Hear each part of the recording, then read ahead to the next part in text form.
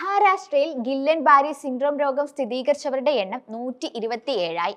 158 പേർ രോഗലക്ഷണങ്ങളോടെ ആശുപത്രിയിലുമുണ്ട്. ഇതിൽ 152 പേരും പൂനെയിൽ നിന്ന് മാത്രമാണ്.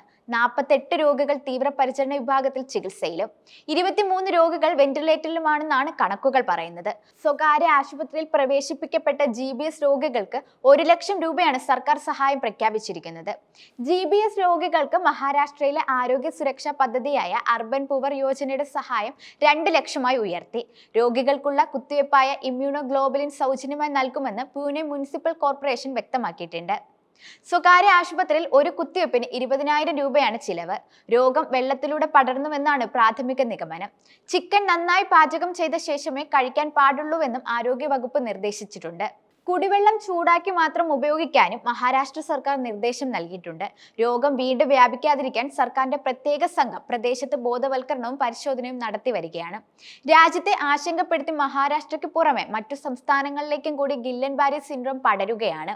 മഹാരാഷ്ട്രയിൽ പൂനെയിൽ മാത്രം രോഗം ബാധിച്ച് 4 പേർ മരിച്ചിട്ടുണ്ട്. പൂനെയിൽ രോഗം ബാധിച്ച് 140 പേരിൽ 18 പേർ വെന്റിലേറ്ററിലാണ്. പശ്ചിമ ബംഗാളിനെ നോർത്ത് 24 പർഗാനയിൽ ചികിത്സയിലായിരുന്ന 17കാരൻ മരിച്ചത് GBS രോഗം മൂലമാണെന്നാണ് ഡോക്ടർമാർ ഉന്നയിച്ചിരിക്കുന്ന സംശയം. രോഗം ബാധിച്ച 7ഉം 8ഉം വയസ്സ് പ്രായമുള്ള 2 കുട്ടികൾ കൂടി വെന്റിലേറ്ററിലാണ്. അസുഖബാധിതരായി എത്തിയ നിരവധി കുട്ടികളിൽ GBS ബാധയുണ്ടെന്ന് സംശയിക്കുന്നതായും ഡോക്ടർമാർ പറയുന്നുണ്ട്. തെലങ്കാനയിൽ സിദ്ദിപ്പേട്ട് സ്വദേശിനിയായ 25 വയസ്സുള്ള യുവതിക്കാണ് രോഗം കണ്ടെത്തിയത്. അസമിൽ 17 വയസ്സുള്ള പെൺകുട്ടിക്കും രോഗബാധ കണ്ടെത്തിയിട്ടുണ്ട്. ഇരു സംസ്ഥാനങ്ങളിലെയും ആദ്യ GBS കേസുകളാണിത്. രോഗം പടർന്നു പിടിക്കുന്ന മഹാരാഷ്ട്രയിലെ പൂനെയിൽ ആരോഗ്യവകുപ്പ് നടത്തിയ പരിശോധനയിൽ കുടിവെള്ളം മലിനമാണെന്ന് കണ്ടെത്തിയിരുന്നു.